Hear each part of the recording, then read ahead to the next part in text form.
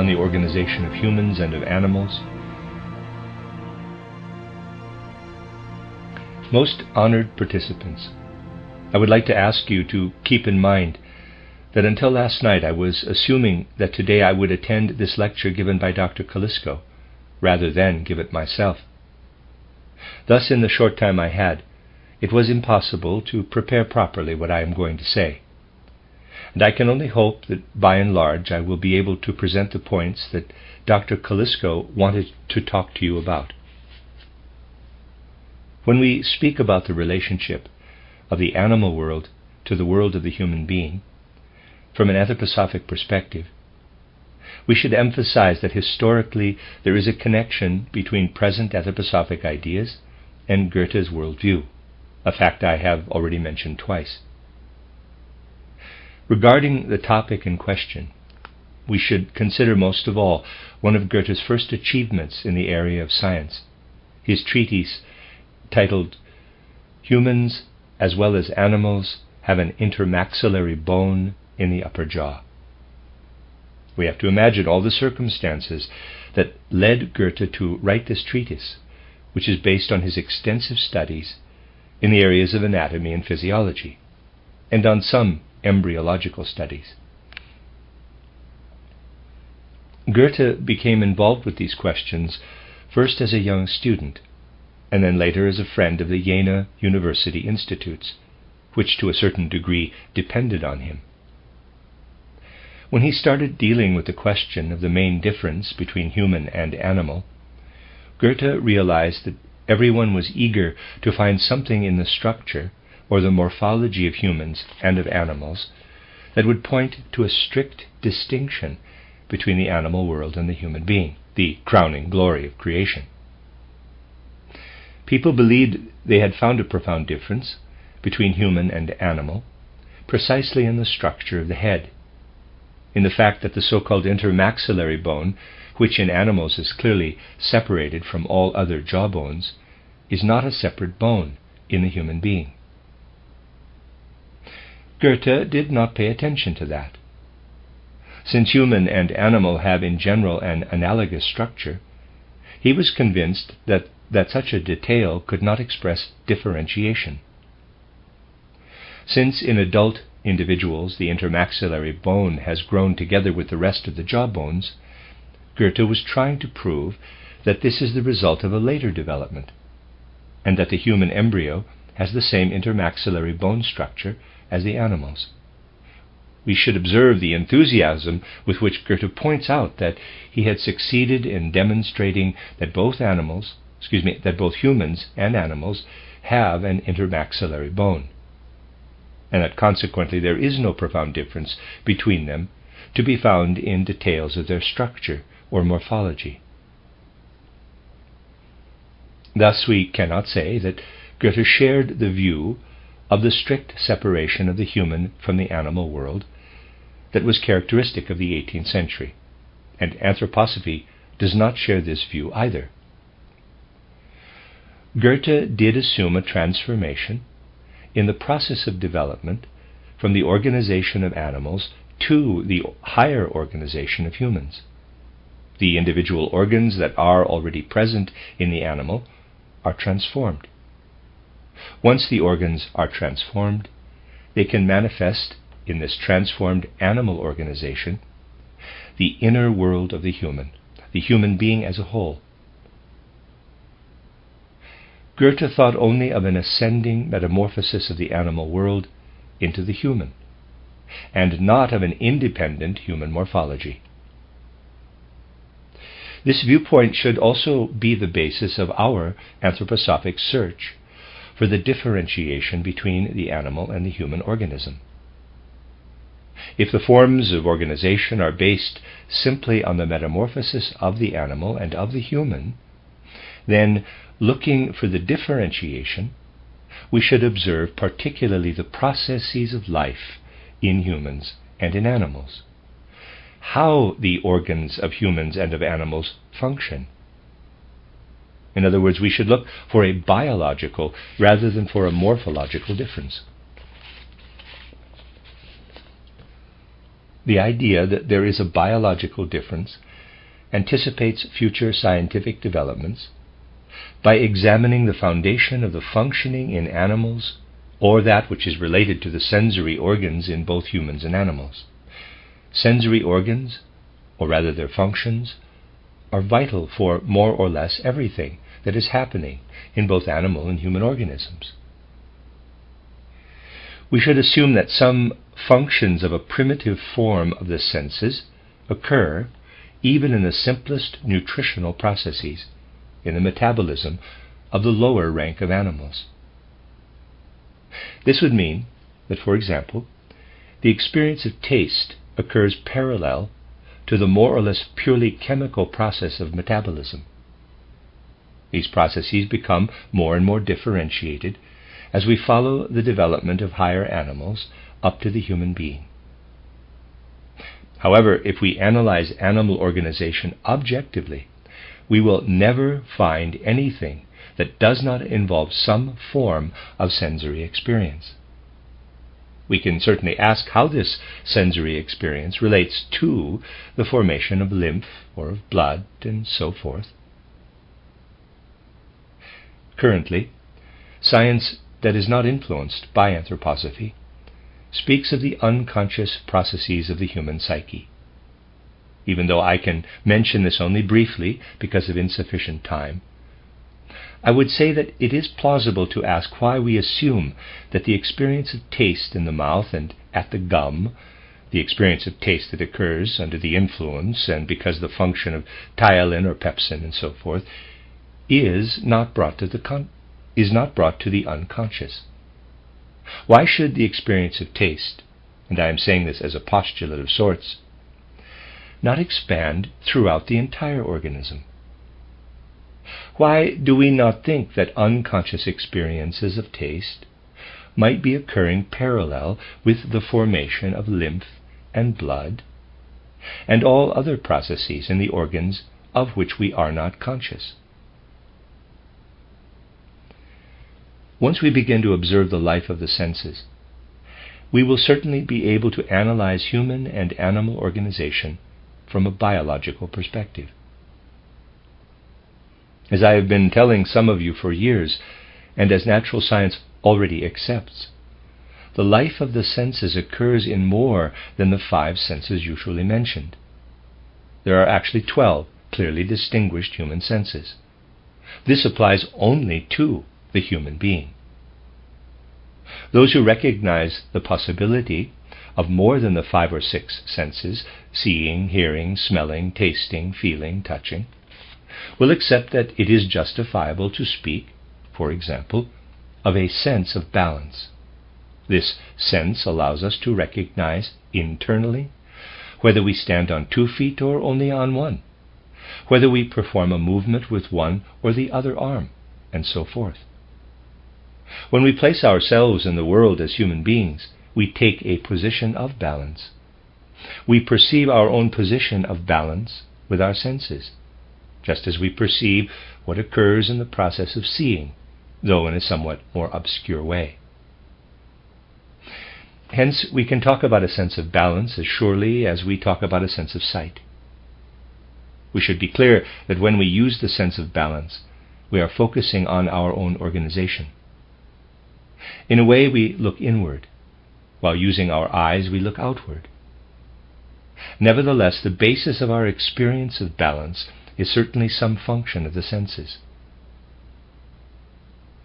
We could expand the number of senses in another direction too.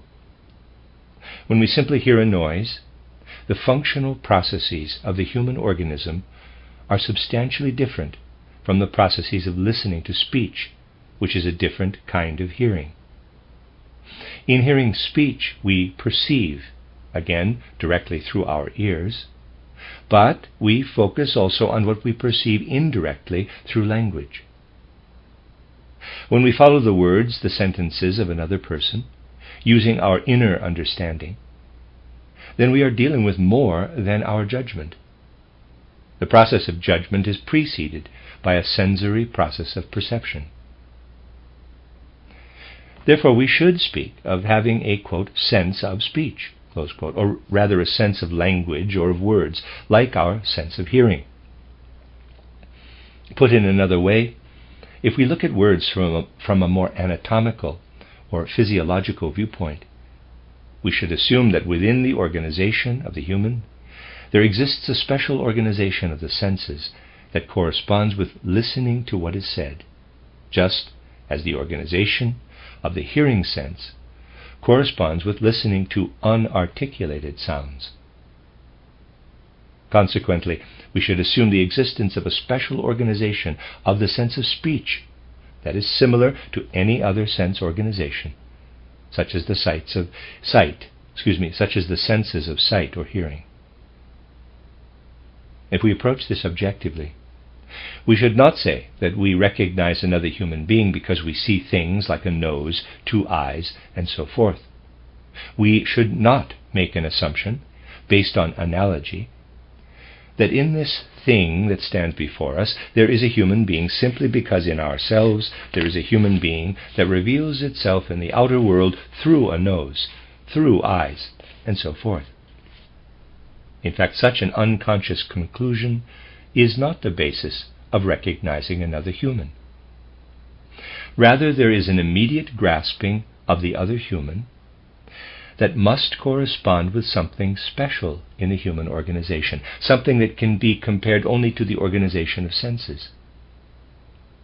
In fact, we could speak of a sense of the self that helps us recognize ourselves in the other.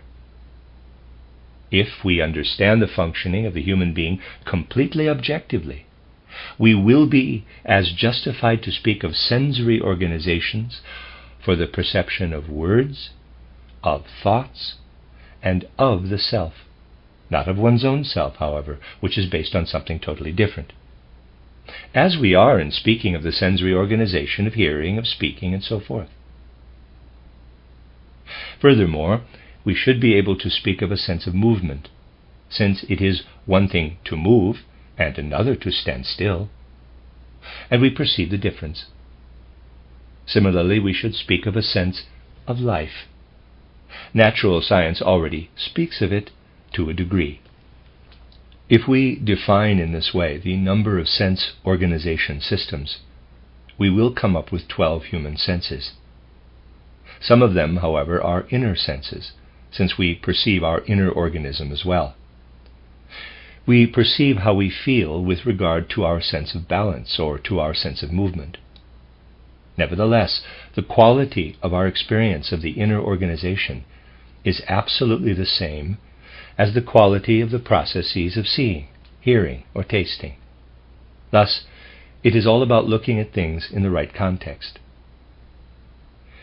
If we take as a starting point an integral physiology of human senses, we will see certain significant biological phenomena, both in humans and in animals. The significance of these phenomena will remain the same, even if we completely agree with the new theories of the relationship between the morphological and physiological organization of humans and that of animals, including with Haeckel's theory.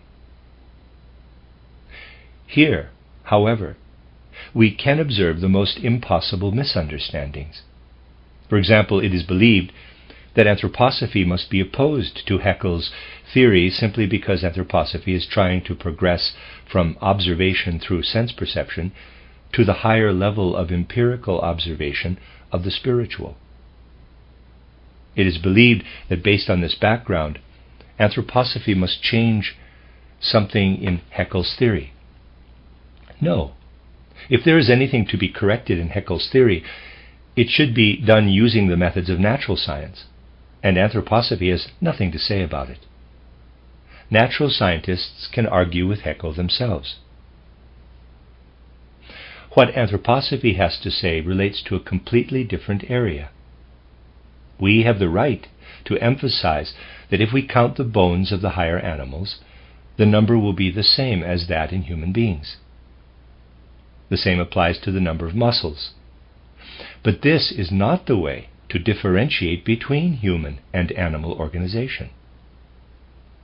However, if we approach the issue from the viewpoint of biology, then we see a real differentiation.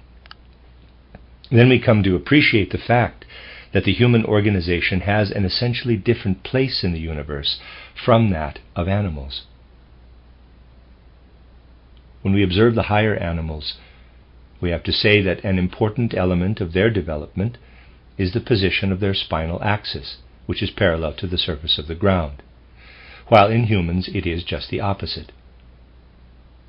In the process of human development, the horizontal position of the spine has changed into a vertical one, and thus one of the most important functions of humans is to stand in an upright position.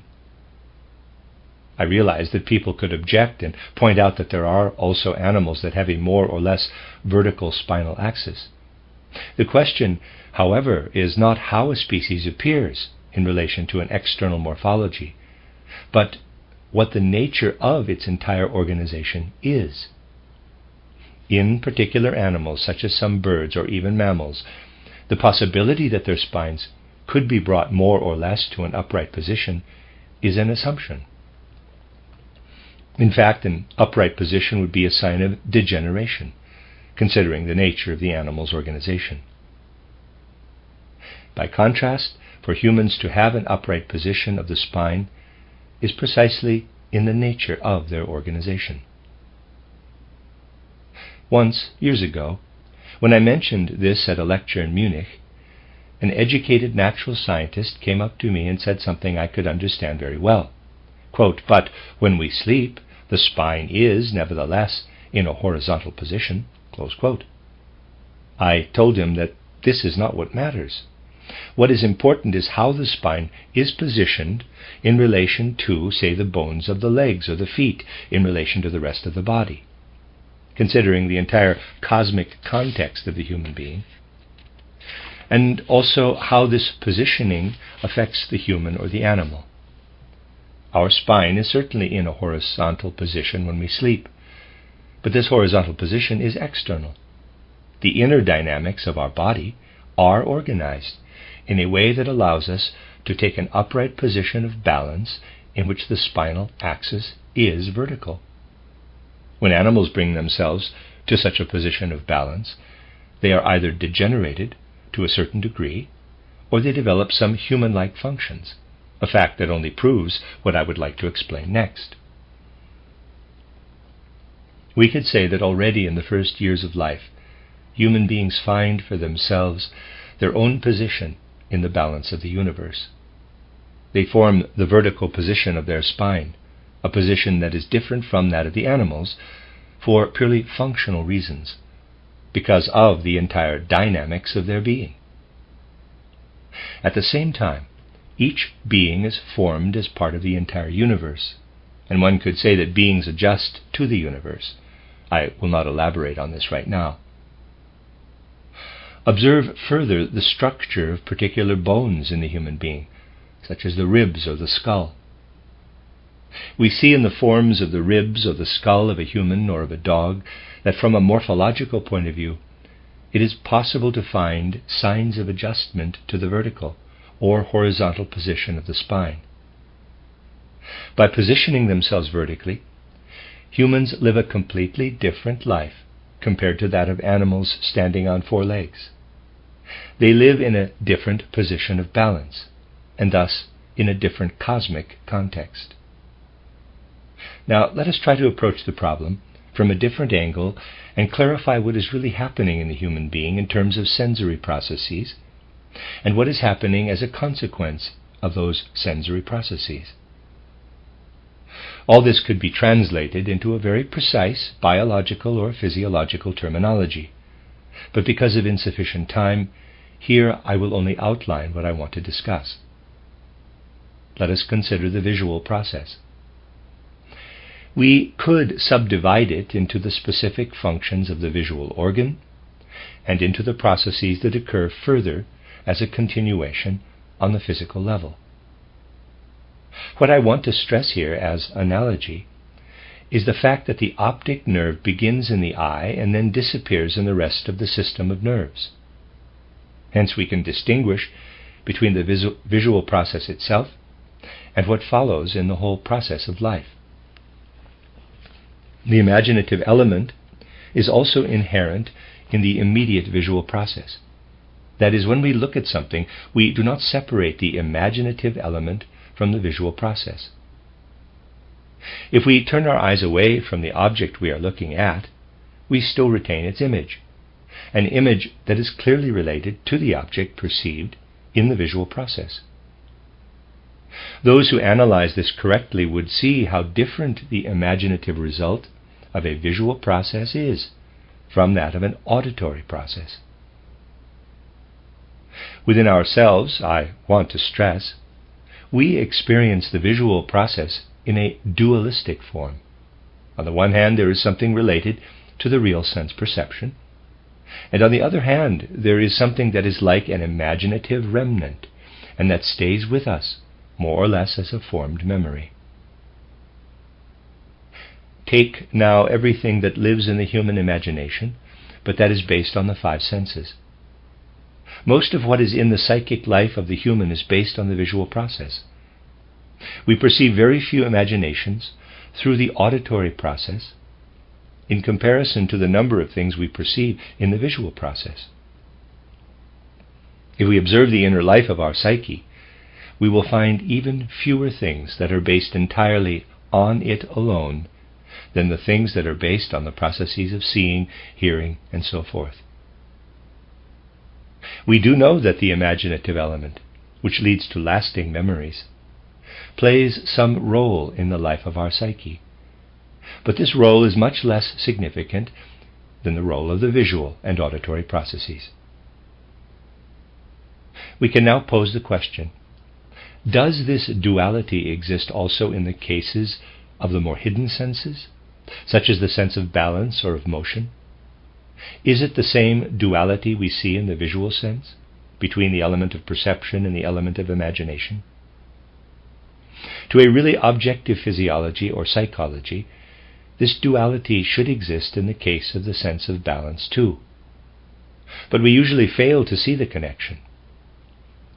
In the previous lecture I just gave, I discussed mathematics and the ability to find one's way in spatial relations, where the mathematical element is used for the purposes of geometry. What is it really that we are doing when we construct spatial relations? With respect to the human being as a whole, we do exactly the same as when we clearly separate perception from imagination in the visual process by retaining the image internally. We perceive a color not only externally, we also experience the qualitative element of the color, the nuance, and we even have the feeling of a warm or of a cool color, a feeling that persists internally. Thus, we could take as a task at some point, in an extensive inspection of the psyche, to collect all the images that we have established in life because of our ability to see. Then we could achieve an inner visual system in our psyche. We would have built a reconstruction of the external visual process. If you consider the same possibility with regard to the sense of balance, you will come to the realization that through everything you have experienced in your organism, because of your sense of balance, you have reconstructed internally something that corresponds to the geometry of the external world. We did not discover mathematics or mechanics from external experience. We discovered these laws through internal constructing. If you imagine certain mechanical laws, you have discovered them on the basis of the imaginative element of your sense of balance.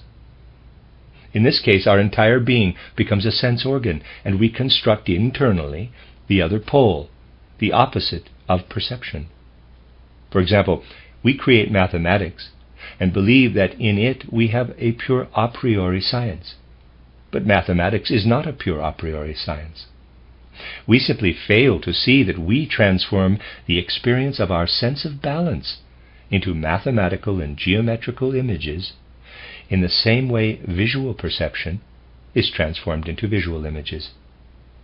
Without our noticing this bridge, the perceptions of our sense of balance are transformed into mathematics and mechanics. If we keep this in mind, we will understand the inner connection between the complex human organism and its position of balance in the universe.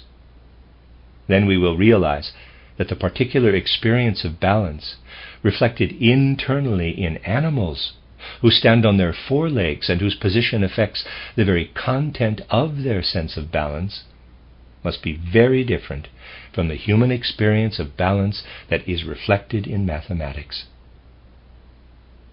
We will consider mathematics to be the result of our specific upright position in the universe. We speak of 3 dimensions because we are positioned in 3 dimensions in the universe.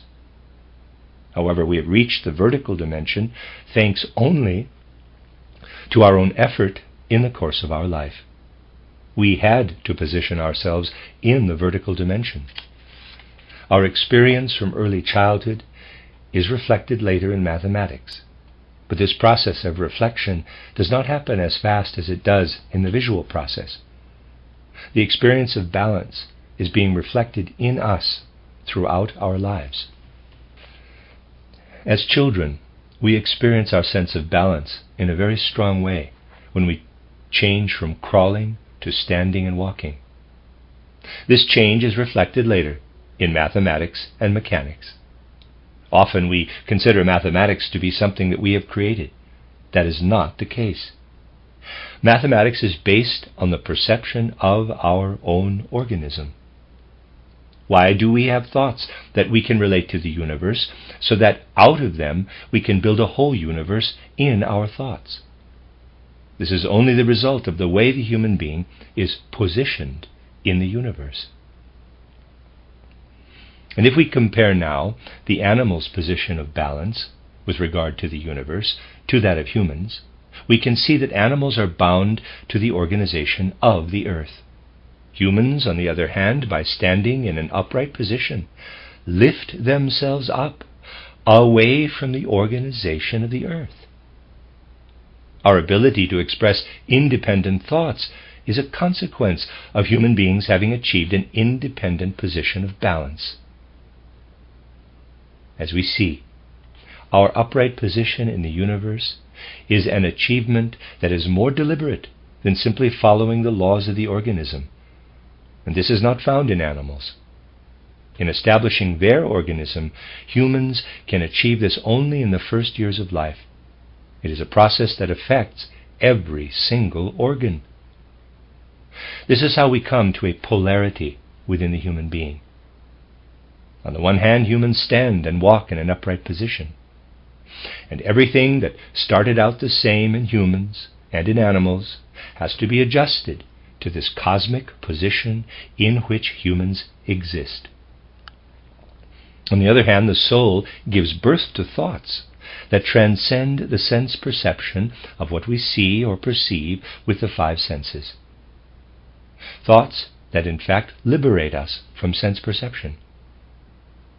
Humans detach themselves from the earth through their position in relation to the universe. In the same way, thoughts free themselves from their bond to the sensory world and become, in a sense, emancipated. Because of my anthroposophic certainty, I would like to pose the following as something more than a postulate. We must see the position of balance, which we have because of the upright position of our spinal axis, as something that separates humans from the animals. At the same time, we should see the special form of imagination, thoughts, as something specifically human. Those of you who can understand these things from an anthroposophic viewpoint, I will touch on this topic later, can also see that through the particular development of their sense of balance and their sense of motion, humans achieve a more emancipated system of thinking than one based only on the experience of the eyes or the ears. Having understood this, you would also see that for emancipated thinking, the human being must have an inner organization as well.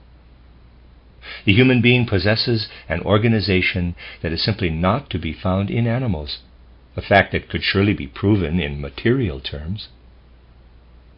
This organization serves the very specific system of thoughts that has emancipated itself from the bond to the earth that animals still have, a form determined by the special human position of balance. Hence, we can say that the human being has established an organ of abstract thinking by coming to an upright posture of the body. So we see in humans an organization determined by their upright position that at first glance shows nothing more than that the organs, which are the same as those in animals, are in a different position in humans. However, this upright posture affects the organization of the nerves and of the blood.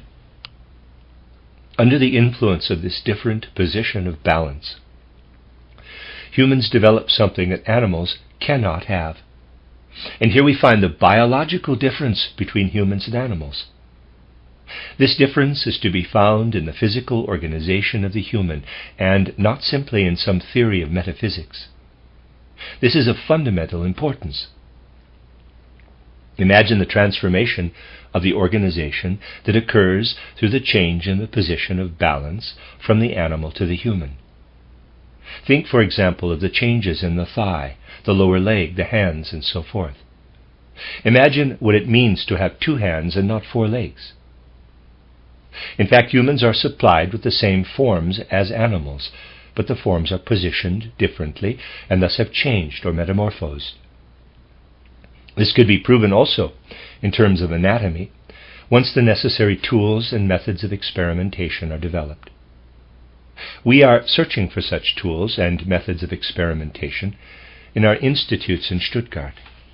But to find such methods externally and empirically, we should first form in our imagination an idea about what the differences must be. Anthroposophy is not useless regarding the study of the subtle areas of science, such as the study of human, animal, and plant forms, since science does not discover these things through imagination. Once they are discovered, however, they can be validated through science. Looking at the changes caused in organs by the upright position of balance, we can also see that some organs have been transformed into organs of speech. In other words, the organism becomes creative also with regard to speech. We have now an impression of the special organization of the human being that was established simply because humans are an upright walking species, a fact that has consequences reaching deep into the physical world. We have also made conclusions regarding the physiological organism of speech, a place where we cannot define any morphological differences between humans and animals, even though we see differences in a biological sense. These are only a few thoughts that could show how something we search for in an external, profane manner could be studied in really scientific terms. Today I could only outline briefly what I wanted to say. However, if you imagine pursuing these thoughts, then science will certainly find a way to explore the differences between human and animal organization in terms of biology.